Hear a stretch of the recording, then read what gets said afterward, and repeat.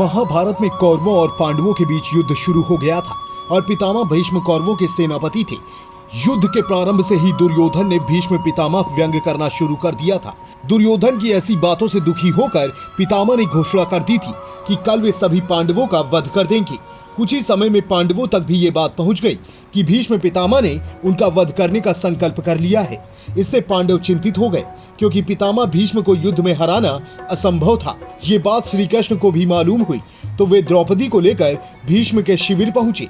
श्री कृष्ण शिविर के बाहर ही खड़े हो गए और द्रौपदी को भीष्म के पास भेज दिया और कहा कि अंदर जाकर पितामह को प्रणाम करो। श्री कृष्ण की बात मानकर द्रौपदी भीष्म पितामह के पास गईं और उन्हें प्रणाम किया।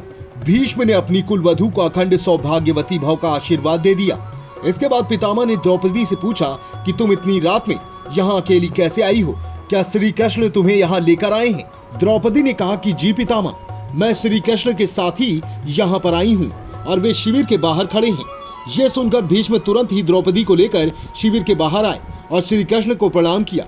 भीष्म ने श्री कृष्ण से कहा कि मेरे एक वचन को मेरे दूसरे वचन से काट देने का काम श्री कृष्ण ही कर सकते हैं। इसके बाद श्री कृष्ण और द्रौपदी अपने शिविर की ओर चल दिए। रास्ते में श्री कृष्ण ने द्रौपदी से कहा कि अब सभी पांडवों को जीवन दान मिल गया है। बड़ों का आशीर्वाद कवच की तरह काम करता है। इसे कोई अस्त्र शस्त्र भेद नहीं सकता। इसीलिए घर के बड़ों का हमेशा सम्मान करना चाहिए। उनकी शुभकामनाएं हमारी बाधाओं को कम कर सकती हैं। Bureau report, fantabulous news.